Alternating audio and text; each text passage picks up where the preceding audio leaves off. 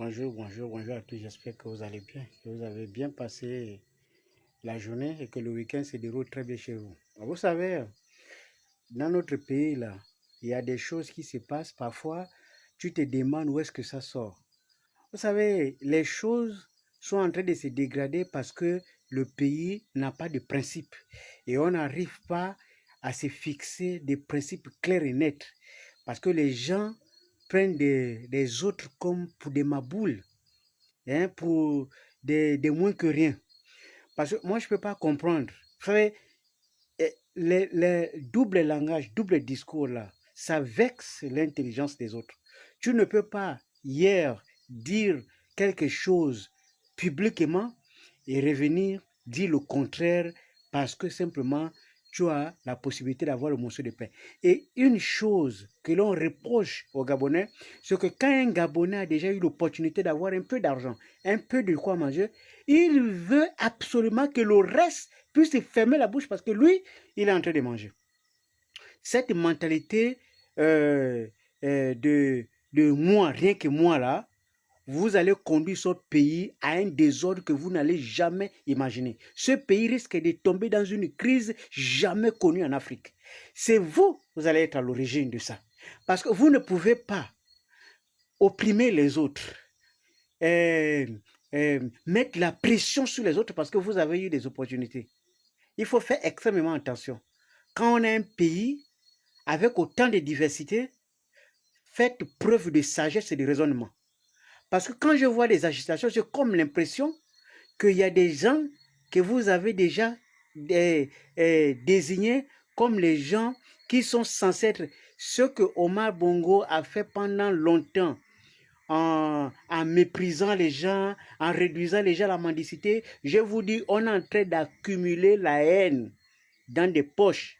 Un jour, ça va exploser. Et vous allez vous rendre compte que tout ce que vous avez mobilisé jusqu'à présent n'a été rien comparé à ce que vos enfants responsables recevront comme résultat par rapport à tous les dégâts que vous êtes en train de faire. Vous voyez la récente déclaration d'Alain Claude Biliminze.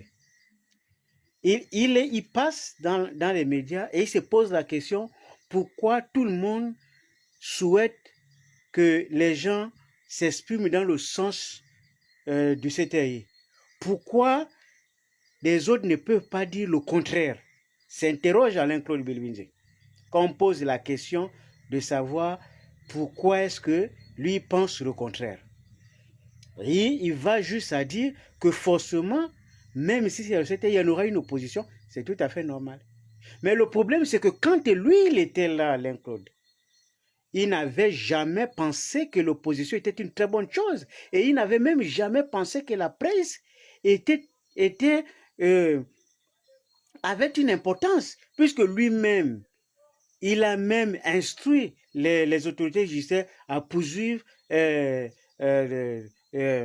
la Loupe, parce que la Loupe avait publié les articles non seulement concernant l'immigration et l'occupation des frères venus de l'extérieur, des quartiers comme le Carrefour, les Homba et tous les autres petits Paris. Aujourd'hui, c'est une réalité. Les Gabonais ne sont plus dans ces zones-là. Ils sont tous répartis dans les Matiti parce que, évidemment, ils n'ont plus de moyens. C'est ceux qui ont des moyens qui se sont accaparés des zones là où ils sont en train de construire en étage et tout le reste. Puisque la classe intermédiaire est composée essentiellement des frères venus d'ailleurs.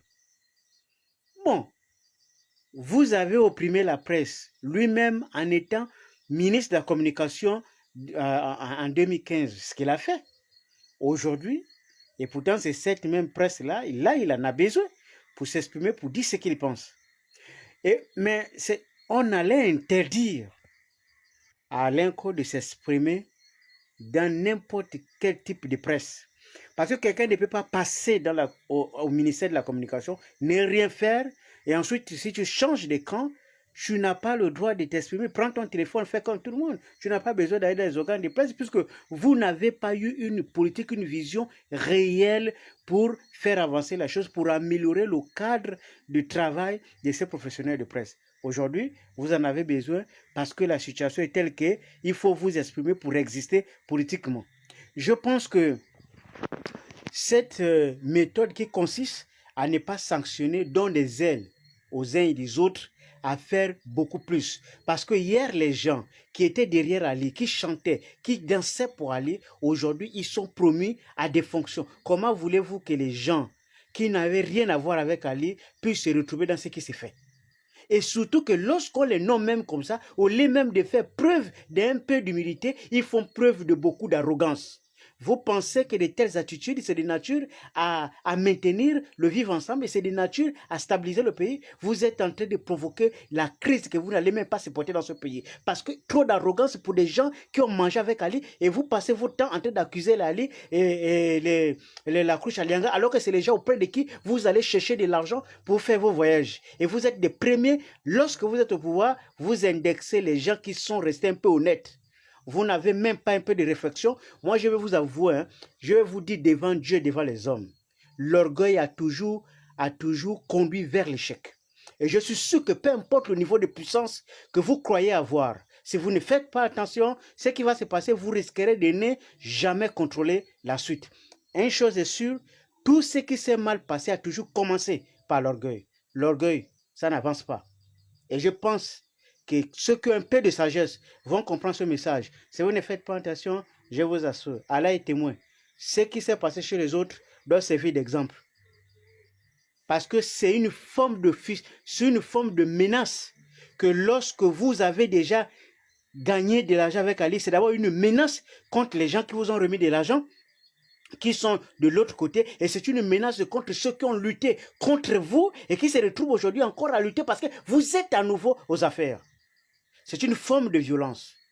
Et cette forme de violence est d'autant plus cruelle que les gens en ont tellement mal qu'ils ont même mal au cœur. C'est frustrant de savoir que quelqu'un qui hier était en train de danser, continue à danser, et puis il y a des autres qui y prennent pour des idiots. Ça, ce n'est pas de nature à faciliter le vivre ensemble. Je vous assure que ça ne va jamais évoluer. Ça n'ira pas loin, ce genre d'attitude.